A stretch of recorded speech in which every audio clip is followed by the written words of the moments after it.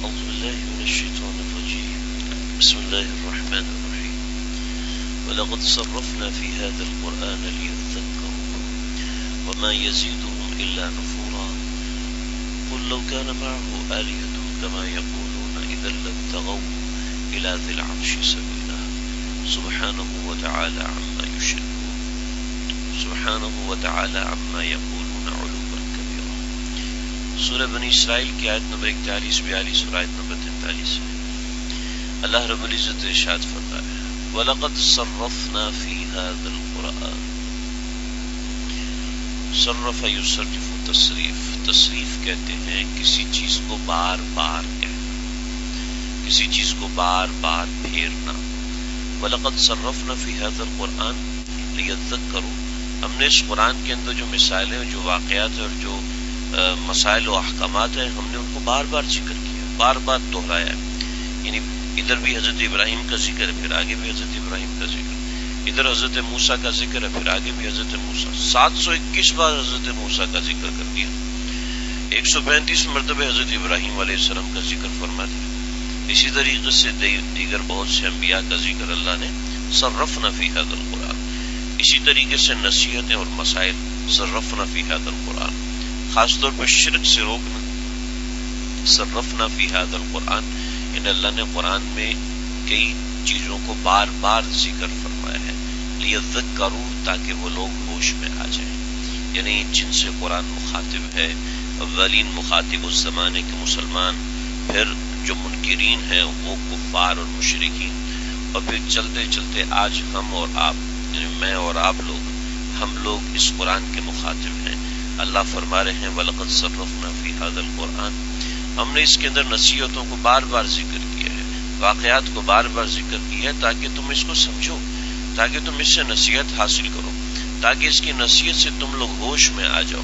یعنی یہ لوگ ہوش میں آ جائیں.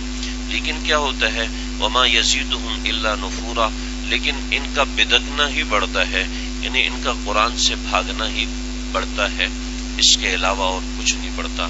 آج اب دیکھیں ہماری نوجوان نسل اور ہمارے گھر کی خواتین قرآن مجید سے بالکل غافل ہیں. تلاوت قرآن اگر کر لیے تو سورہ یاسین کی کر لیتے ہیں، ورنہ قرآن مجید کا حق ہے کہ 2 مہینے میں 1 مرتبہ اس کی تلاوت کی جائے، پھر اس کے ساتھ قرآن مجید کو سمجھنے کی کوشش کی جائے. اور علماء کرام نے ہر زمانے میں ہر وقت میں اس کے لیے کوششیں کی ہیں.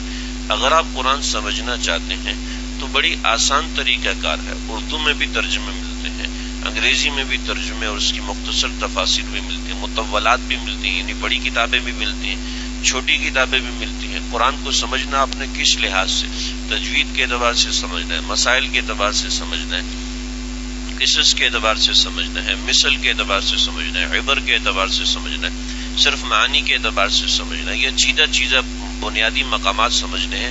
آپ کو ہر نوعیت کی کتاب بھی مل جائے گی، ہر نوعیت کی تقریر بھی مل جائے گی، ہر نوعیت کا درس قرآن بھی مل جائے گا، آڈیو میں بھی مل جائے گا، اور کسی اور طریقے سے لینا ہو وہ بھی مل جائے گا. یعنی اتنی ہر زمانے میں محنتیں رہی ہیں، اس زمانے میں بھی ایسی محنتیں ہیں. تو وما يزيدهم الا نفورا، لیکن ان کا بدکنا ہی بڑھ جاتا ہے، یعنی قرآن سے بدکتے رہتے ہیں. مسئلہ اس کی وجہ ہے، اس کی وجہ یہ ہے کہ جو شخص دین پر چلنے کی کوشش کرتا ہے تو دین اس کو اپنی طرف کھینچتا ہے، اور جو شخص دین سے بھاگتا ہے تو دین اس کو تو نافرمانی اس کو کھینچتی ہے اپنی طرف. یعنی دین پہ اپنی طرف کھینچتا ہے. دین کبھی کسی کو دھکا نہیں دیتا، تو دین پہ اپنی طرف کھینچتا ہے جب وہ دین کی طرف بڑھنے کی کوشش کرتا ہے. آپ اس کا تجربہ کر لیں، دل کے اندر ایک نیکی کا داعیہ پیدا ہو رہا ہے، اس نیکی کو کرنے کے بعد دوسری نیکی کا داعیہ پیدا ہونا شروع ہو جائے گا. داعیہ کہتے ہیں دل کے اندر کسی نیکی کی رغبت پیدا ہے، آج یہ اچھا کام کر لیتا ہوں. جب کوئی شخص وہ اچھا کام کر لیتا ہے تو اس کو دوبارہ اور مزید نیک کام کی توفیق ہوتی ہے. یہ آپ تجربہ کر کے دیکھ لیں. اور میں نہیں کہتا تجربہ کریں، لیکن یہ بات واضح ہے کہ جب کوئی شخص کسی گناہ کا ارتکاب کرتا ہے تو وہ دوسرا گناہ اس کو مزید کھینچتا ہے. اللہ کہتے ہیں وما یزیدہم الا نفورا، ان کو بدکنا ہی پسند ہے، یعنی یہ مزید بدک جاتے ہیں قرآن مجید کی نصیحت سے اور میرے کلام سے بدک جاتے ہیں. اس لیے کہ جب وہ ایک مرتبہ برائی کی طرف جاتے تو پھر برائی ان کو مزید کھینچتی ہے، یہ اللہ نے انسان کی فطرت میں رکھا ہے۔ قل لو کان معہ آلہۃ کما یقولون اذا لابتغوا، اس آیت کے اندر اللہ دوبارہ اسی مضمون کو بیان فرما رہے ہیں جس کا پیچھے سے ذکر تھا، اس کو جوڑ رہے ہیں۔ یعنی جیسے ہی انہوں نے کہا تھا ملائکہ اللہ کی بیٹیاں ہیں اور اسی طریقے سے اللہ کا معبود، تو اس سوال کا جواب دیا جا رہا ہے۔ قل لو کان معہ آلہۃ، یہ بڑی زبردست آیت ہے۔ اللہ رب العزت اس کے اندر جو مضمون بیان فرما رہے ہیں، یہ بڑی تفاسیر میں بڑی اس میں تفاصیل ہیں، لیکن ہم صرف آیت کا نفس مضمون سمجھ لیں۔ اللہ فرما رہے ہیں کہ اگر یہ جیسے کہہ رہے ہیں قل لو کان معہ، اگر یہ کہہ رہے ہیں جیسے اللہ ہے تو اللہ کے ساتھ آلہۃ کوئی اور الہ بھی ہے، کما یقولون جیسے یہ لوگ کہتے ہیں، اذن اگر ایسا ہے تو لابتغوا، تو وہ جو دوسرے معبودان ہیں نا وہ کیا کریں، لابتغوا الی ذی العرش سبیلا، تو وہ جو عرش والا اللہ ہے اس تک پہنچنے کا کوئی نہ کوئی رستہ تلاش کر لیں گے، یعنی رستہ تلاش کر کے اس سے مقابلہ کریں گے۔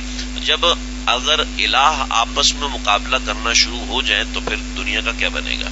یعنی ایک شخص ہے جو 3-4 آدمیوں کا اکٹھا ملازم ہے، وہ کہتے جی خط ٹائپ کر کے لاؤ، یہ کہتے نہیں جو بازار سے سودا لے کے آؤ، یہ ایک کہتے جی یہ کام کر لو، ایک کہتے وہ کام کر لو، یہ چاروں ایک وقت میں مختلف کام کہیں گے تو وہ نوکر نہیں کر سکتا۔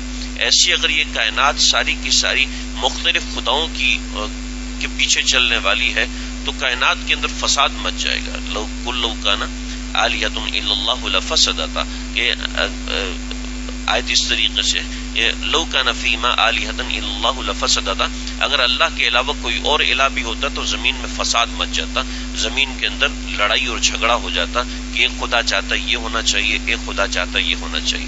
یہاں بھی اللہ رب العزت نے ارشاد فرمایا کہ اگر اللہ کے علاوہ دوسرے الہ بھی ہوتے تو پتہ کیا ہوتا، یہ ہوتا کہ جو دوسرے الہ ہیں وہ اللہ تک پہنچنے کا رستہ تلاش کرنے کی کوشش کرتے، اور رستہ جب تلاش کر لیتے تو پھر کوئی نہ کوئی مسئلہ تو ہو جاتا، اور آج تک کبھی ایسا ہوا نہیں۔ جب ایسا ہوا نہیں تو اس کا مطلب ہے یہ سب چیزیں بیکار اور فضول ہیں۔ اب وہ خدا، کسی کو خدا مانا جائے تو اس کا واجب الوجود ہونا بھی ضروری ہے، اس کا متصرف ہونا بھی ضروری ہے، اس کا مالک اور مقتدر ہونا بھی ضروری ہے۔ یہ تھوڑے سے مشکل الفاظ ہیں جو میں نے بولے ہیں، یعنی مطلب یہ ہے کہ اس کو ہر چیز کا اختیار ہونا چاہیے، تو اس کو کسی کو ہلاک کرنے کا بھی اختیار ہونا چاہیے، کسی کو تباہ کرنے کا اختیار بھی ہونا چاہیے۔ تو اگر تم مانو کہ اللہ کے علاوہ کوئی دوسرا بھی ہے تو وہ اپنے اختیار کو استعمال کیوں نہیں کرتے؟ اس کا مطلب یہ سب غلط ہے۔ وجہ یہ تھی کہ مشرکین یہ کہتے تھے کہ توحید جو ہے وہ عقل کے خلاف ہے۔ آپ بھی اگر کسی دوسرے ملک میں جائیں یا کسی کافر سے آپ کی بات چیت ہو تو وہ لازماً ایسی بات کرتے ہیں کہ توحید عقل کے خلاف ہے، سمجھ میں نہیں آتی۔ ایک اللہ سارے کام کیسے کر سکتا ہے؟ ایک اللہ دائیں بھی ہو بائیں بھی ہو، اوپر بھی ہو نیچے بھی ہو، ہر جگہ۔ توحید تو عقل کے خلاف ہے، وہ تو ایسی بات کرتے ہیں۔ تو مسلمان اس کا جواب قرآن مجید میں مختلف جگہوں پہ دیا ہوا ہے کہ توحید کا انکار کرنا عقل کے خلاف ہے، اس لیے کہ مجھے بیٹا چاہیے تو میں کس کے پاس جاؤں، بیٹی چاہیے تو کس کے پاس جاؤں، مال چاہیے تو کس کے پاس جاؤں، انصاف چاہیے تو کسی اور کے پاس جاؤں، اور رزق چاہیے تو کسی اور کے پاس جاؤں، سفر پہ جانا ہے تو کسی اور کے پاس جاؤں۔ ایسا نہیں ہو سکتا، یعنی ساری حاجتیں کسی ایک خدا سے پوری ہونی چاہیے، اس لیے خدا کے لیے ضروری ہے کہ وہ واجب الوجود ہو، یعنی اس کے پاس ہر چیز کا اختیار ہونا چاہیے۔